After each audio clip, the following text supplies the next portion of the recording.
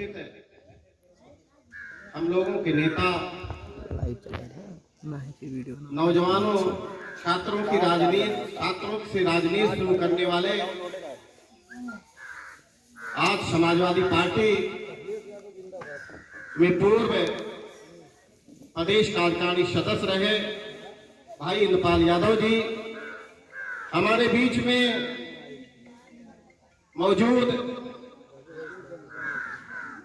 पूर्व मंत्री भाई अमृत राजपाल जी हमारे बीच में,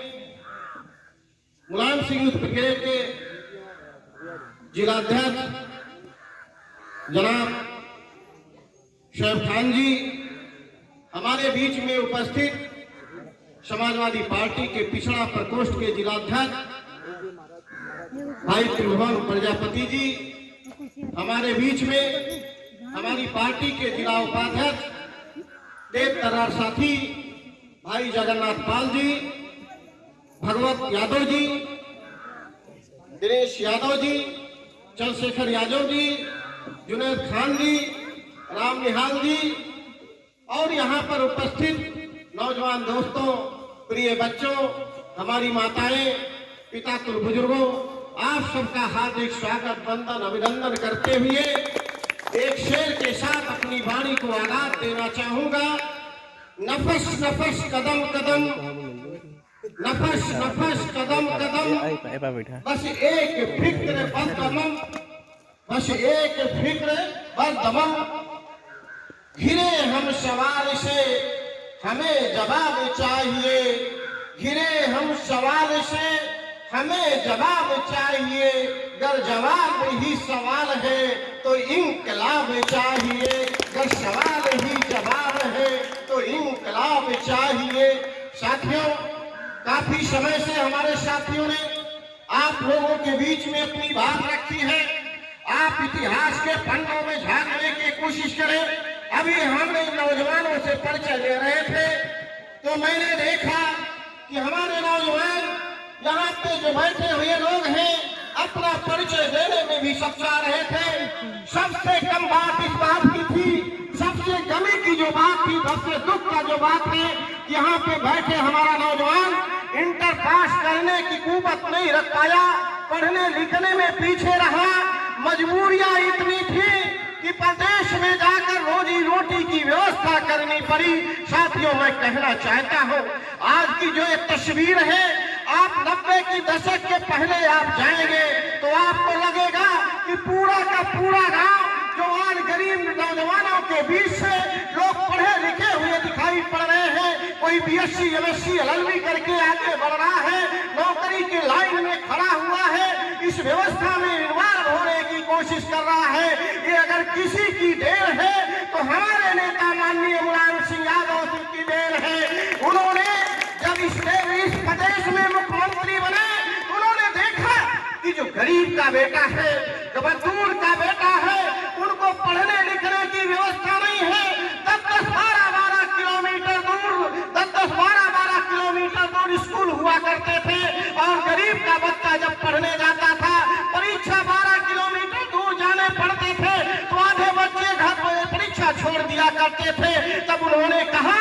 उन्होंने इस बात को तय कर दिया कि जो बच्चा जिस स्कूल में पढ़ेगा उसी स्कूल में परीक्षा देगा और सेल्फ सेंटर लागू करने का उन्होंने काम किया। दूसरी तरफ जब उनको ये दिखाई पड़ा कि हमारे गरीब मजदूर किसान के जो लोग हैं, जो अपने बच्चे को पढ़ाना लिखाना चाहते हैं, जो अपने बच्चों के हाथ में कलम देना चाहते हैं, उनके पास रोजी रोटी के अलावा पढ़ाई लिखाई पर खर्च करने के पैसे नहीं है, तो उन्होंने स्कॉलरशिप व्यवस्था देना शुरू किया और पिछड़ी और दलित मजदूर का और सवर्ण क्लास के बच्चों को भी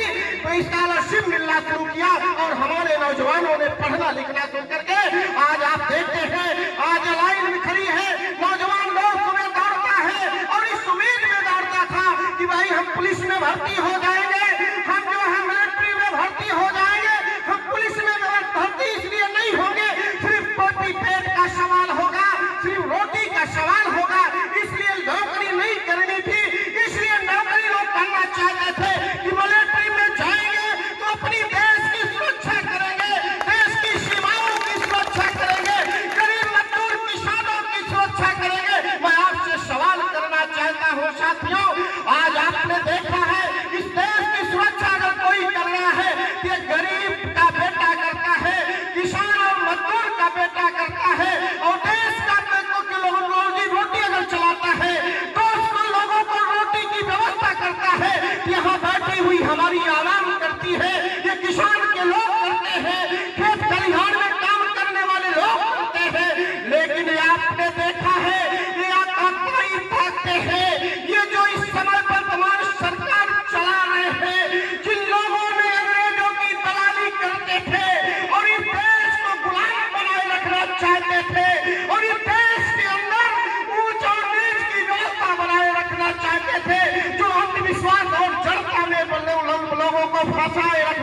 चाहते थे, आज उनकी सरकार आपके बीच में है और ये चाहते हैं जो लोग रोजी रोटी व्यवस्था करते थे, अपनी खेती किसानी से सपना देखा करते थे कि भाई हम भी खेती किसानी करके अपने बेटे को पढ़ा लिखा लेंगे, अपने बेटे को डॉक्टर इंजीनियर बना लेंगे, IAS PCS बना लेंगे। अभी हमारे साथी ने कहा इतनी महंगी एजुकेशन कर दिया,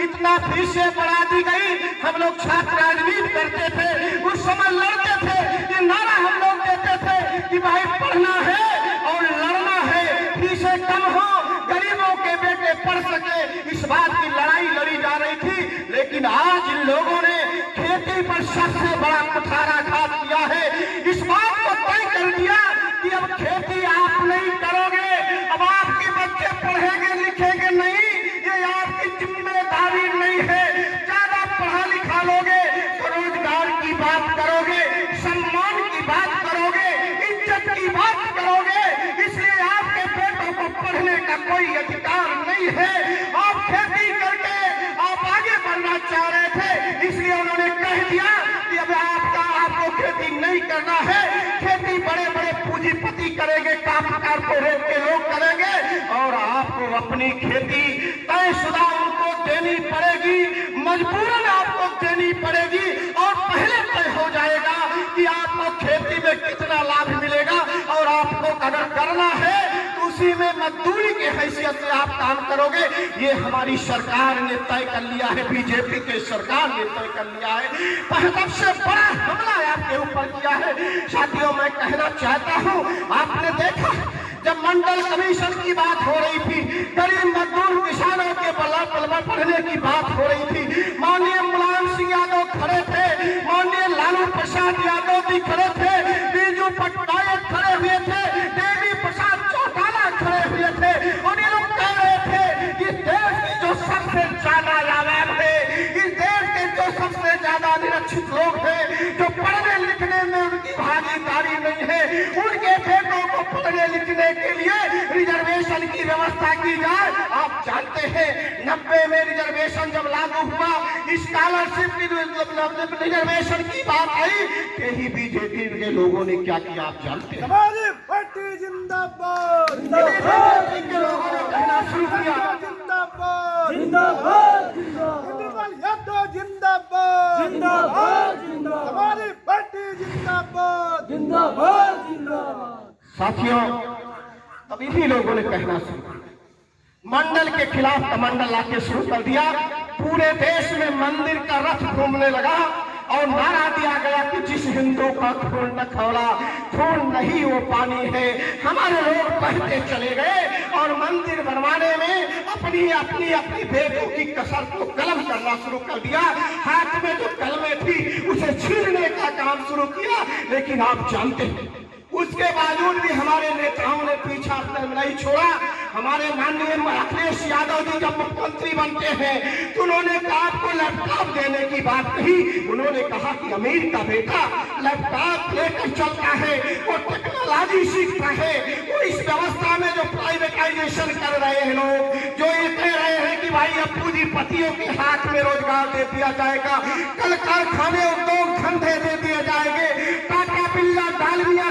सिंघानिया के लोगों में हाथ में दे दिया जाएगा। तो हमारे नेता ने कहा कि हम गरीबों के बेटों के हाथ में लैपटॉप देंगे। उन्होंने इस बात को कहा कि अगली सरकार आप हमारी बना दोगे तो हम आपको जो है मोबाइल देना शुरू करेंगे। तो साथियों, उन्होंने सपना देखा था इस देश को बनाने में। वो डॉक्टर B.R. अम्बेडकर के सपनों के वाहक है, वो जो ज्योतिराव फूले के सपनों के वाहक है, वो